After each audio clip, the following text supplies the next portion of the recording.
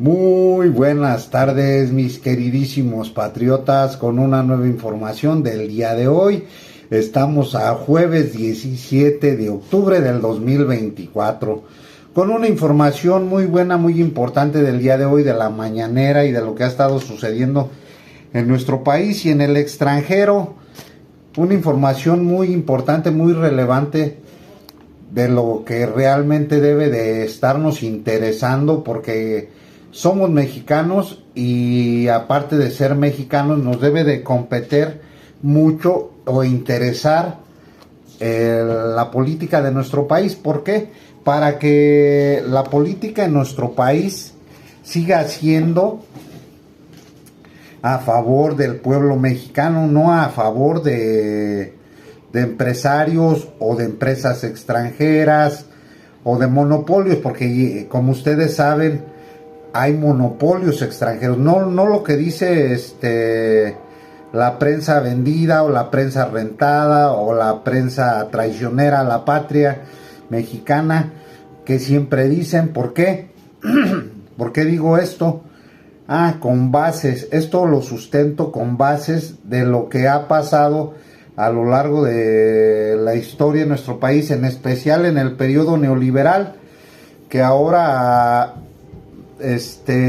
resulta que querían embarrar. Fíjense nada más, esto es por parte del Departamento de Estado y Departamento de Justicia de Estados Unidos. Aparte de todo esto, las agencias como es la CIA, la DEA y la ATF, incluidos el FBI, que tienen que ver, que quieren involucrar a nuestro expresidente Andrés Manuel López Obrador. Ahora resulta, ¿no?, que querían embarrarlo, pero ¿por qué? Con tal de hacer trato y dejar libre a Genaro García Luna. ¿Y por qué sustento esto? Porque yo viví en los Estados Unidos y sé cómo se maneja el gobierno de allá. Se supone que, y esto lo mencionaba yo el día de ayer, de esto por eso estoy tocando el tema, porque de esto se tocó el tema en el día de hoy en la mañanera. Genaro García Luna, pues tiene el perfil, fíjense nada más, esto es real, y esto es para la gente profesional, y la gente que no es profesional también puede darse a la tarea de hacer una investigación muy ardua. Pero Genaro García Luna tiene el perfil psicológico de un sociópata o de un psicópata. Un psicópata queriendo aparentar ser un sociópata. ¿Por qué digo esto? Porque hubo bastantes desapariciones forzadas durante el sexenio de Felipe Calderón Hinojosa. Ahora resulta que no se dio cuenta de lo que estaba pasando, cuando él hizo declaraciones en el 2019 que un presidente se daba cuenta de todo lo que pasaba en el país. Y ahora resulta que no se daba cuenta, se hace el inocente. Cuando todos sabemos, se mencionaba en algunas informaciones que Genaro García Luna era el que daba las órdenes a Felipe Calderón. Y en otros casos se mencionaba que Felipe Calderón era el que daba las órdenes. ¿Qué es lo que se requiere o qué es? ¿Por qué digo que es un sociópata? Porque un sociópata necesita de otra persona igual o peor para contribuir, para desarrollar, para accionar, hacer delitos, para tener acciones en delitos. Entonces, pues eso es muy claro, es muy obvio, más cristalino ni el agua.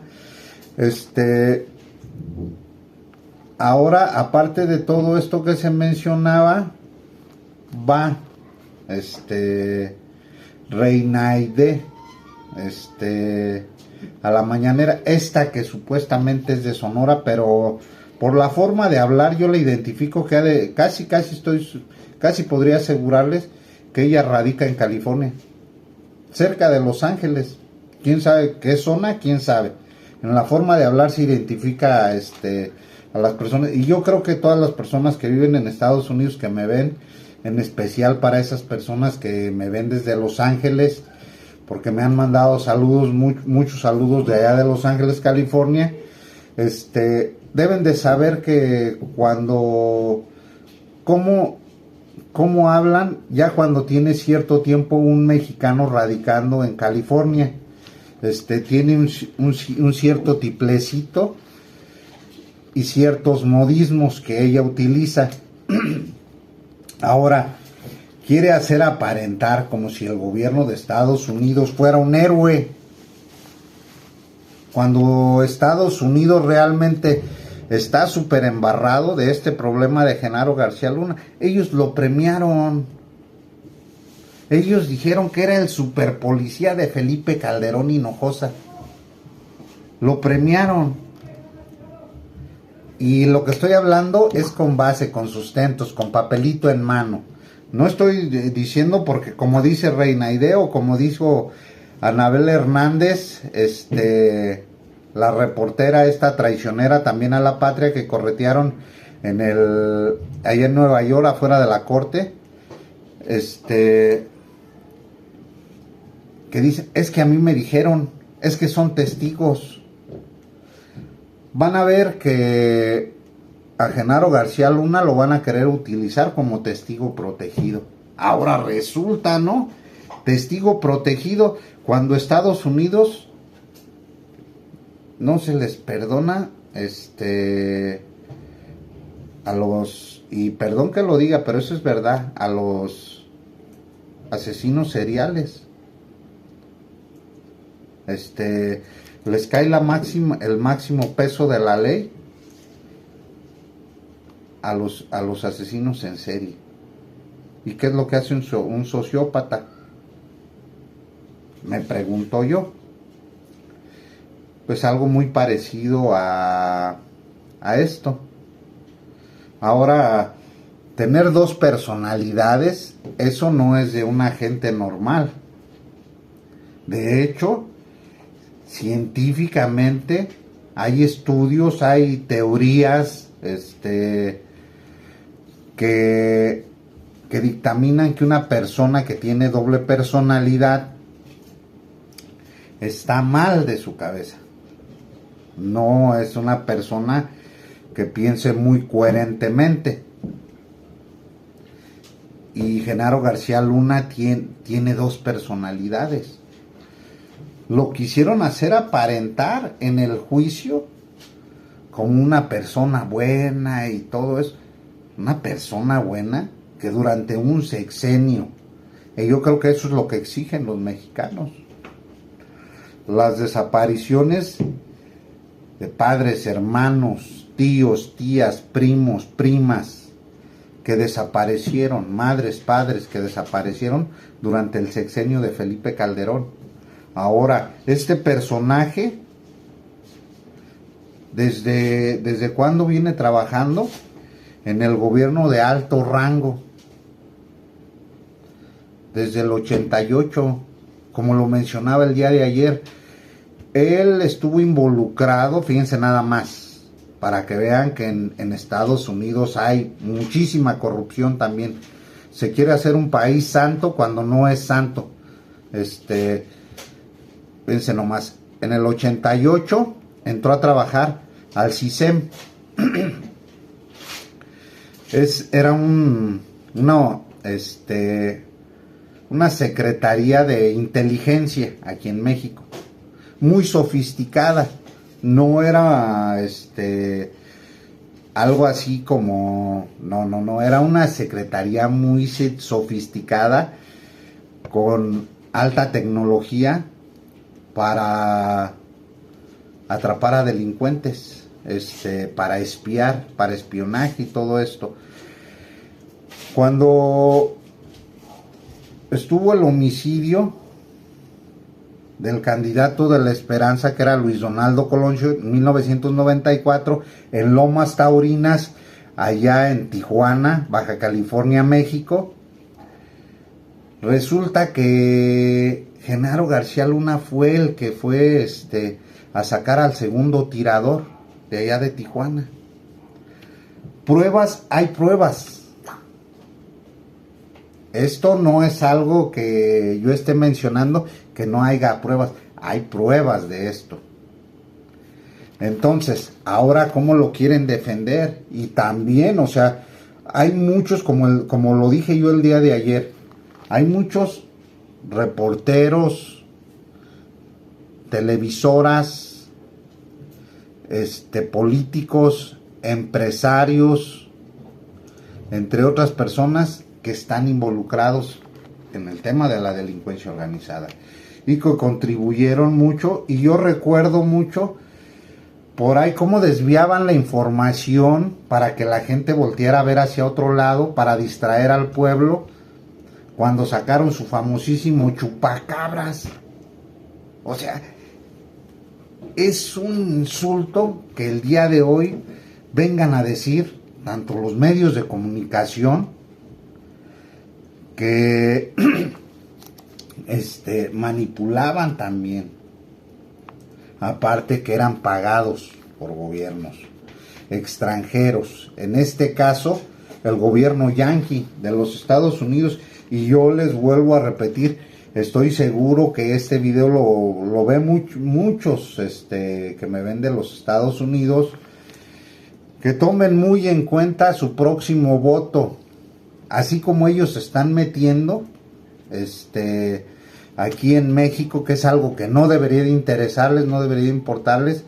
Pues yo lo vuelvo a decir, tomen mucho en cuenta su voto. Y les vuelvo a repetir, Donald Trump, desde mi punto de vista, es la mejor opción.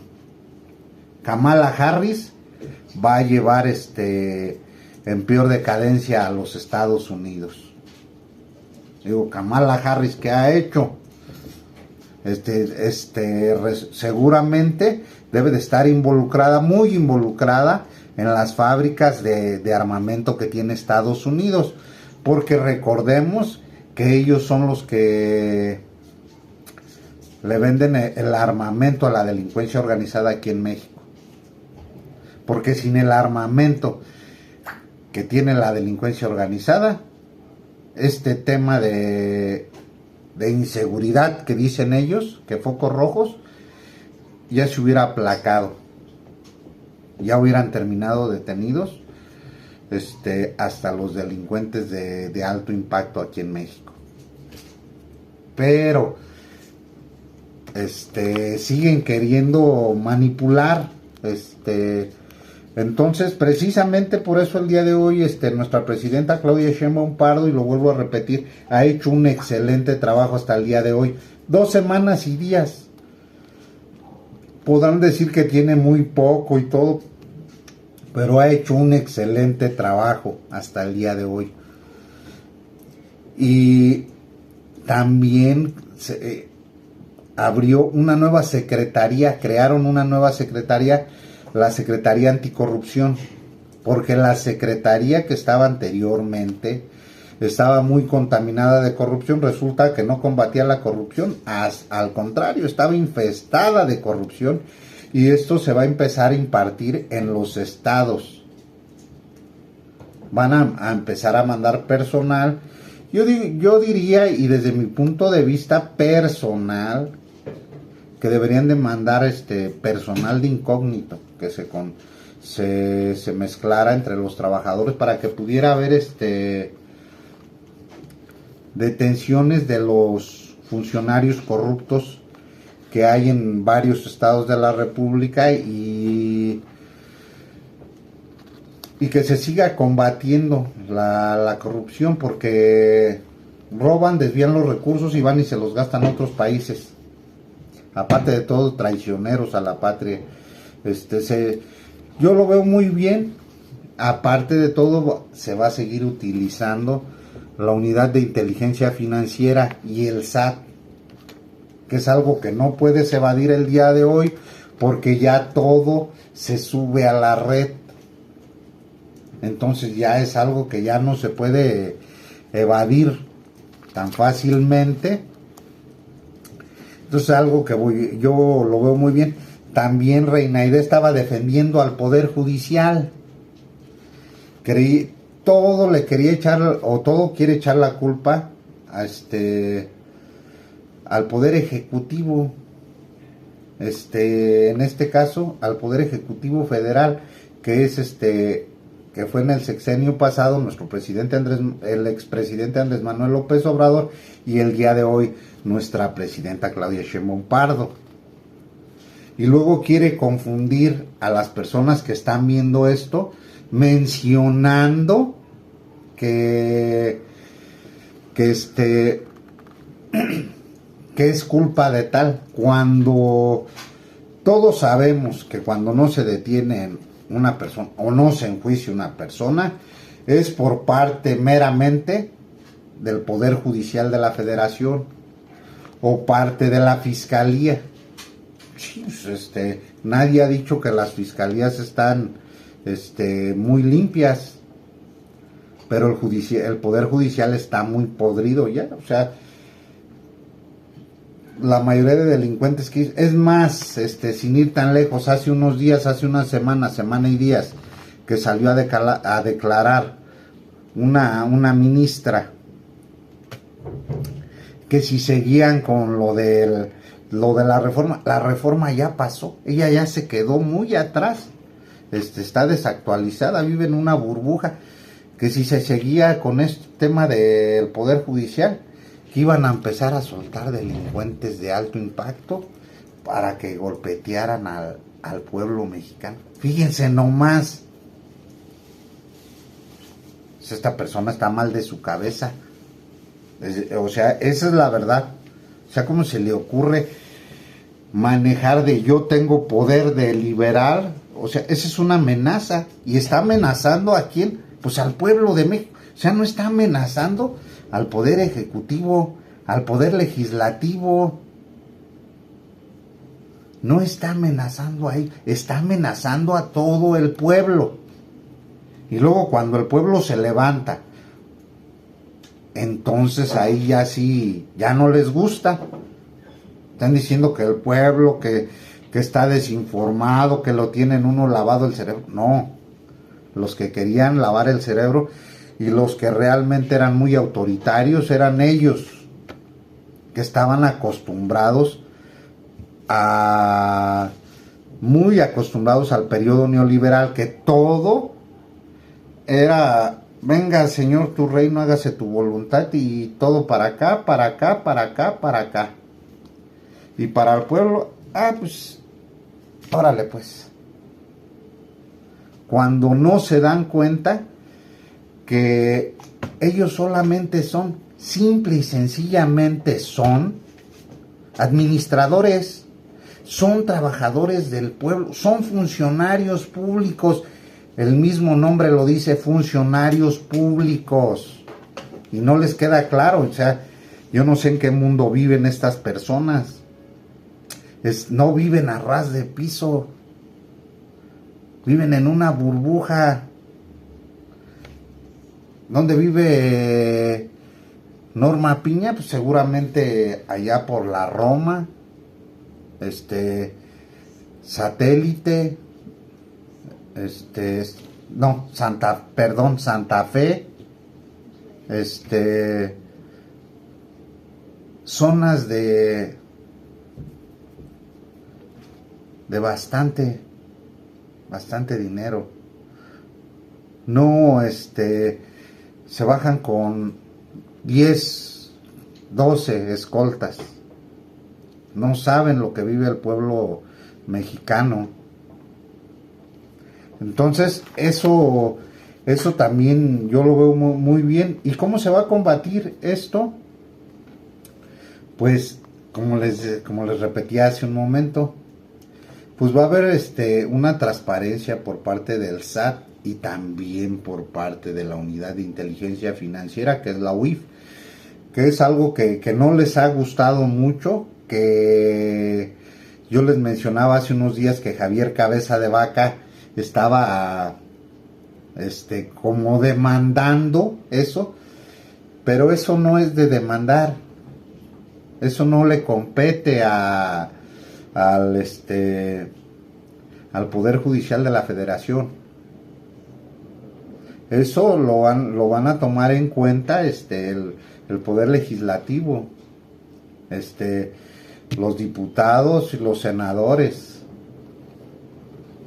No es ellos son los que reforman nuestra Carta Magna, la Constitución mexicana. Y el día de hoy se me olvidaba, me emocioné. El día de hoy pues les voy a dejar una cápsula de las mujeres en la historia. Una cápsula muy importante. La voy a tener en un rato más en mi canal de YouTube. Se llama Larga Vida al Patriota Mexicano, por si gustas ir a visitarme. Yo creo que como a las 9 ya va a estar arriba en el sistema. Ahorita todavía no, pero en un rato más. Y la cápsula está muy buena. De hecho, ahí está el video completo para que lo vean también el de Reina Aide. Recuerden que hago los videos, luego los tengo que editar y luego subirlos a la plataforma. Entonces tarda un poquito más de rato, pero sí en un rato más lo voy a tener. Y también pues se va a investigar lo de los colaboradores. Recuerden que Norma Piña contrató a una colaboradora muy cercana a García Luna. Hace días andaba muy nerviosa, antier, andaba muy nerviosa. ¿Por qué estaban tan nerviosos? Se empezaron a deslindar, y el tiempo que viene para ellos va a ser una guerra sucia que va a ser muy fuerte entre los del Partido Acción Nacional como los del Partido Revolucionario Institucional, que es el PRI, el PAN. Y van a ver que se van a encarrilar hasta entre Movimiento Ciudadano y todo eso. Estos partidos, todos los partidos que les menciono, están a punto de desaparecer, están en decadencia. Esa es la verdad. Y aunque les duela a los conservadores, aunque les duela a Claudio X González, que él es el que los manipula, no es alguien que no esté. Él es uno de los personajes que los manipula a todos ellos. El Poder Judicial, bueno, está muy podrido ya, está en decadencia, y yo digo, ellos quieren llegar a una solución, los trabajadores. Yo digo, tan fácil, si quieren llegar a una solución, ¿cuál es lo más fácil? ¿Por qué no van y toman los bancos? A ver qué opina BlackRock. Que vayan y que tomen los bancos. Recuerden que BlackRock es una de las empresas, esa empresa sí es una de las empresas más monopolizadoras a nivel internacional. Yo se los he mencionado aquí. Detrás de ellos, ¿quién está? Elon Musk es quien nos han querido vender como que es el multimillonario más poderoso del mundo, cuando no es cierto, eso es mentira. ¿Quién es el multimillonario más poderoso del mundo? La familia Rockefeller, aquí en América, pero también ya entró la familia Rothschild de Europa. Son los socios mayoritarios de todas las empresas aquí en América. No solamente estoy hablando de Estados Unidos, de Canadá, de México, Guatemala, Honduras, El Salvador. ¿Por qué creen? Fíjense nada más, este nombre que les voy a mencionar es un nombre muy importante para que se lo aprendan. Va a aparecer en siguientes videos, no solamente míos, sino de otras personas.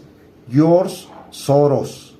George Soros es un abogado de los conservadores, en especial de los judíos, de las familias judías, que son las más pudientes a nivel internacional. ¿Por qué creen que George Soros no tiene permitido entrar al país de Rusia? Entonces, esto yo lo menciono porque lo sé, lo he leído, he buscado.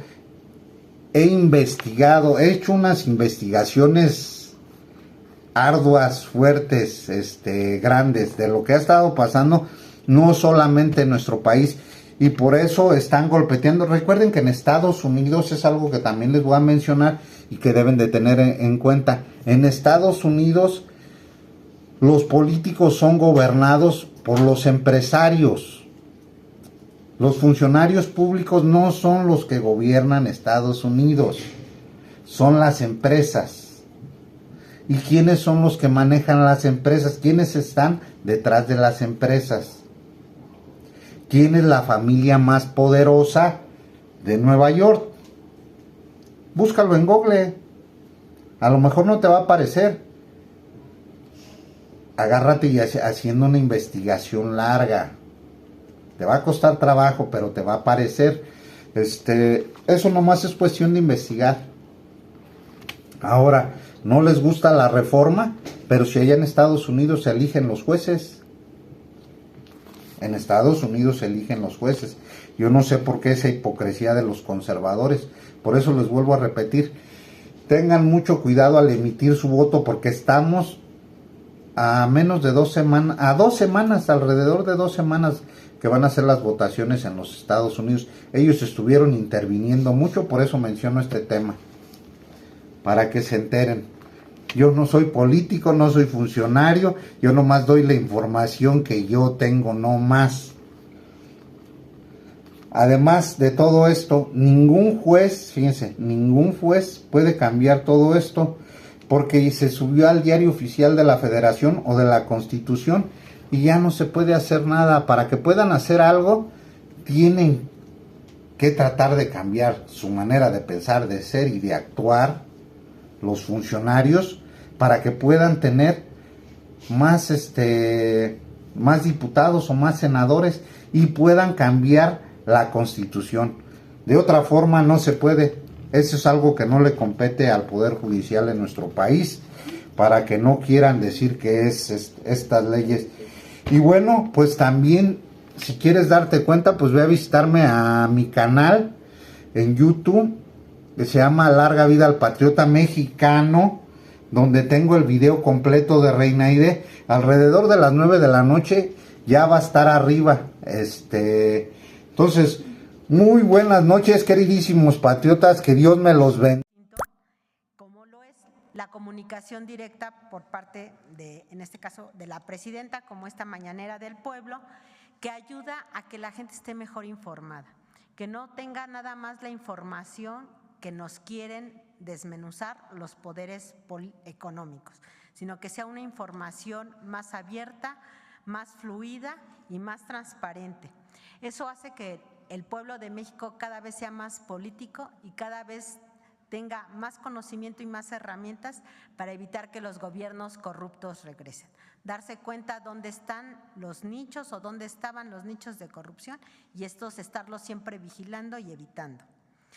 Entre las estrategias que se usaron, de las primeras estrategias que se utilizaron para ir abatiendo la corrupción fue la entrega directa de los recursos de los apoyos sociales. Esto permite varias cosas. Primero, elimina los intermediarios, que sin hacer nada pues llevaban comisiones, y una comisión pues, de todo lo que son los programas sociales es muchísimo dinero. Entonces, al no tener una comisión, al tener una entrega directa, pues también permite orientar cada vez más recursos a esta población, y entonces podemos asignar más dinero a más gente que apoye directamente a la población sin intermediarios y con un mayor gasto efectivo en beneficio de la gente. También se eliminó la condonación de impuestos. Las grandes fortunas eran beneficiadas cada cambio de administración, venía una condonación de impuestos grandes a todos los poderes económicos que habían apoyado en las elecciones previas, y eso al final del día nada más se traduce en menos recursos para gobernar, en menos recursos para programas sociales, en menos recursos para las inversiones públicas. También eso se eliminó, se acabaron los privilegios en la parte de impuestos, ya hay piso parejo, y todos los servidores públicos lo que estamos viendo es que estamos trabajando para el pueblo. Y también vino una mística de austeridad republicana, que quiere decir cero lujos. No menos gasto, porque incluso el gasto social ha incrementado, el gasto de inversión pública ha aumentado, lo que no se quiere es que sigan los lujos. Entonces, de cero lujos, porque no puede haber un gobierno rico con gente pobre. La siguiente, por favor. De los resultados de esta primera etapa, pues vemos que la tasa de los actos de corrupción disminuyó 11%. Es decir, de 15 de cada 100 que percibían o tenían una experiencia de un acto de corrupción en algún trámite con el gobierno, se redujeron a 14, que es una disminución del 11%. La siguiente, por favor. También la percepción de la gente, de cuando hacen alguna gestión con gobierno, tienen presencia en una práctica de corrupción, también se redujo en 8 puntos porcentuales. Ahorita la tasa de percepción es del 83.1%. Es la tasa más baja histórica desde que se tienen registros en el país. La siguiente, por favor. ¿Por qué es importante abatir la corrupción? ¿Por qué nos interesa abatir la corrupción? Bueno, la corrupción, no solo por cuestiones éticas, sino también pragmáticas, tiene que ser erradicada por el bien de todos. Primero, tenemos un ejemplo que es debilita el Estado de Derecho. ¿Eso qué quiere decir? Cuando hay corrupción no hay una impartición de justicia adecuada, prevalece la impunidad y al haber impunidad se vuelve un círculo vicioso porque entonces evita cada vez que la gente se inhiba ante la corrupción. Promueve, digamos, los actos de corrupción, hay impunidad y se regresa. Entonces, eso es malo porque afecta prácticamente todas las actuaciones del gobierno. Inhibe las inversiones. Si alguien quiere venir a inversiones y se presenta que con los trámites tiene que hacer moches para hacer sus trámites ágiles, si siente que no caminan, no hay certidumbre jurídica de si le van a dar una autorización o no. Estamos hablando a todos los niveles, tanto de municipios, estados, gobierno federal, poder judicial, poderes legislativos, se complican las decisiones. Y al no haber inversiones o al no agilizar tampoco el dinero, pues hay cada vez menos empleo y menos desarrollo económico para el país. También resta eficiencia y confianza en las instituciones. Si una persona está acostumbrada o se presenta ante una institución a hacer un trámite, una gestión y lo dilatan, hay discrecionalidad, hay moche, pues la gente empieza a perder la confianza en el gobierno, ¿no? Y al perder la confianza en el gobierno también recurre a él menos y se vuelve cada vez más ineficiente. Entonces nosotros tenemos que combatir la corrupción porque al revés, la obligación del gobierno es servir y trabajar para el pueblo. Genera desigualdad. Cuando hay corrupción todos los recursos no llegan adecuadamente. No tenemos, reduce los ingresos públicos porque hay evasión fiscal, se hacen auditorías a modo, tenemos contrabando, la recaudación baja. En cambio, cuando se combate la corrupción, lo que podemos tener es, por ejemplo, aumentar los ingresos públicos, esto permite tener mayor gasto y ese mayor gasto también ayuda a mantener ciertos programas sociales, ciertos programas de inversión y va contribuyendo a ir desapareciendo la desigualdad entre la gente. ¿Por qué? Porque nos permite tener recursos públicos, mayor número de recursos públicos para poder poner a la gente, digamos, en mejores condiciones con diferentes programas, tanto sociales como inversiones. Y también la corrupción puede llegar a limitar el acceso a los servicios públicos, ¿no? Cuando se imparten o se prestan los servicios con discrecionalidad, pues no le llegan a toda la gente y solo le llegan a veces a algunos privilegiados que son los que tienen el modo de efectuar un acto de corrupción. Y nosotros no queremos eso, nosotros trabajamos para la gente, queremos darle servicio a todo el pueblo de México y nosotros gobernamos para el pueblo de México y no para unos cuantos. Entonces, todas estas afectaciones a la vida pública y al bienestar de la gente son consecuencia de la corrupción, por eso es tan importante erradicarla.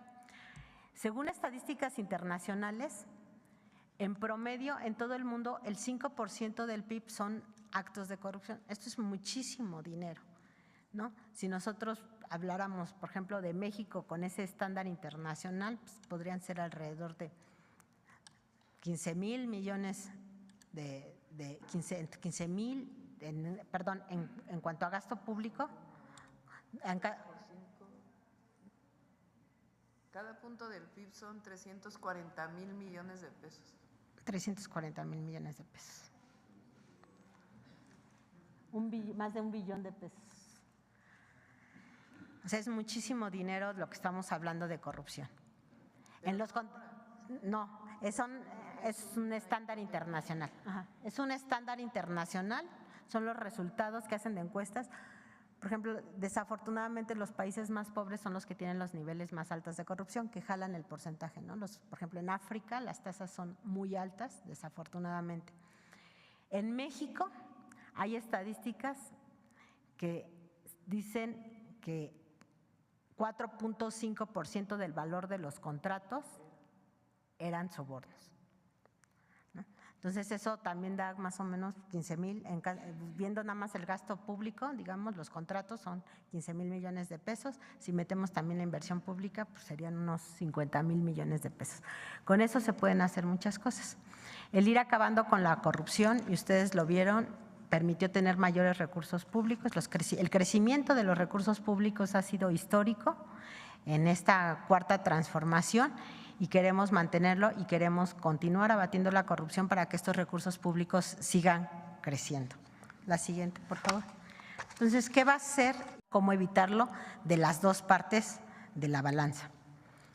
Y esta secretaría pues nos ayuda mucho a esa participación porque en el gobierno hay pocas secretarías que son transversales. ¿Qué quiere decir eso?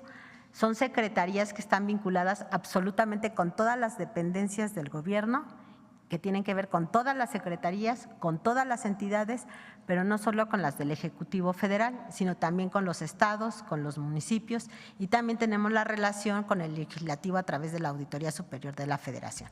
Entonces, es una secretaría que tiene un alcance, digamos, normativo y de supervisión amplio y que puede participar en todas las secretarías y entidades. La siguiente, por favor. Y esto nos lleva a establecer cuáles son los pilares que va a tener esta secretaría. Digamos que tenemos como un policía bueno y un policía malo. El policía bueno es el buen gobierno, que es el que va a prevenir. ¿Cómo le hacemos para que no se cometan los actos de corrupción y no perder ese dinero por un acto de corrupción desde el principio? Bueno, lo primero es dignificar la carrera del servidor público o del servicio público. O sea, la gente y los funcionarios, los servidores públicos tenemos que entender que trabajar en el gobierno es una vocación, es una mística y como hemos dicho en muchas ocasiones, no hay mayor satisfacción que cuando se hacen cosas para beneficio de los demás. Entonces esto nos lleva a tener que invertir, digamos, muchísimo en trabajar mucho en la formación ética y de integridad del servicio público para tener esa mística, esa vocación y esos principios y valores. Y acompañarlo de capacitación, porque esta capacitación técnica también ayuda al cumplimiento de las metas. Pero lo primero que tenemos es que desarrollar una vocación en el servicio público, una mística, pero además acompañada de valores de ética y de integridad. La otra es dar acompañamiento preventivo a las instituciones. Todos los programas prioritarios, todos los proyectos estratégicos, a veces son muy grandes, de los que ustedes ya conocen que se llevaron a cabo en el primer piso, pues está el Tren Maya, pero la presidenta tiene también aquí planes para aumentar muchísimo más, por ejemplo, el sistema ferroviario, 3,000 kilómetros. Son muchos proyectos de gran envergadura donde participa muchísima gente y son muy complejos y llevan mucho tiempo y requieren muchos recursos. Entonces tenemos que darles acompañamientos para inhibir la corrupción y asesorarlos en toda la parte normativa para que todo sea transparente y también ir de la mano para ir transparentando todo el ejercicio público. Modernizar la administración pública para inhibir la corrupción. Esto va acompañado de la Agencia de Transformación Digital. Nosotros creemos en que entre mayor sistematización hay menos tentación para la corrupción. Si no hay contacto humano, sino todo es a través de sistemas y entre más ágil sea, más eficiente, es mucho menos la tentación de caer en un soborno, en una discrecionalidad. Consolidar las compras públicas también. Trabajar en transparencia proactiva, que es pues que la transparencia sea un hábito en el quehacer público, en el hábito diario, en la medida que transparentemos nuestra actuación y que vayamos más allá de la ley. También, si el trabajo está a la vista de todo el mundo, también es más difícil que haya corrupción. Y obviamente sumar a la sociedad y al sector privado en todos los trabajos. La siguiente, por favor. Y la área de anticorrupción es así, sería enfocar a los OICs en áreas de mayor impacto y relevancia. Son cosas que no se saben hacia afuera, pero luego la función pública resulta como en un aparato muy burocrático que hace trabajar mucho a las dependencias y las distrae de sus labores sustantivas. Entonces lo que queremos es tener no trabajar por trabajar, sino más focalizado y orientado siempre a acciones de mayor impacto y relevancia. Fortalecer la cultura de la denuncia, tanto en el sector público como en el sector privado, y garantizar la confidencialidad de las denuncias. Muchas veces no denunciamos. Entonces la gente tiene también que ayudarnos a denunciar para lograr identificar más rápido los problemas. Realizar investigaciones que puedan inhibir la investigación, es decir, no hacer investigaciones al final o después, sino desde antes, ir viendo cómo va evolucionando el gasto público, evolucionando la prestación de servicios, evolucionando la percepción también de la gente, para que vayamos actuando y corrigiendo sobre la marcha. Y finalmente, combatir la impunidad. Tenemos que hacer que violar la ley sea más caro que cumplir la ley. Que no haya ningún incentivo para violar la ley. Ahorita para muchas empresas es más fácil decir incumplo con el contrato porque la penalización es muy baja y mejor digo que no tengo y con otra empresa lo vendo con una adjudicación directa a un precio más alto porque aparentemente hay un desabasto. Entonces tenemos que hacer mecanismos legales, jurídicos, con certidumbre, donde violar la ley sea más caro que cumplirla. La siguiente, por favor. La siguiente. Y en estos primeros días que estamos trabajando, pues un encargo que nos dio la presidenta es trabajar junto con la Consejería Jurídica, con la Subsecretaría de Egresos de la Secretaría de Hacienda y trabajar en una reestructura de la administración pública, donde lo que se busca es una organización más eficiente, es decir, dadas las metas que tenemos como gobierno, cómo podemos organizarnos para alcanzarlas de manera más eficiente y más expedita y muy orientada a los resultados. También vamos a llevar la parte de acompañamiento. Ya en los primeros días ya nos han instruido el acompañamiento ya a proyectos como el Tren Maya, el sector salud, seguridad alimentaria y entre otros. ¿Y cuál es la idea? Lo que decimos es ir de la mano con el ejercicio público para que se vaya viendo que se vaya ejerciendo de manera transparente y eficiente. Tenemos en puerta modificaciones a la Ley de Adquisiciones y a la Ley de Obras, que nos da agilidad en el proceso de adjudicación de contratos, en los fallos, pero además genera nuevos mecanismos. Estos nuevos mecanismos son eficientes y más competitivos. Se están incorporando, por ejemplo, las subastas, es decir, que empiecen las pujas para que los precios no sean el primero, sino se empiecen a bajar y poder tener beneficios.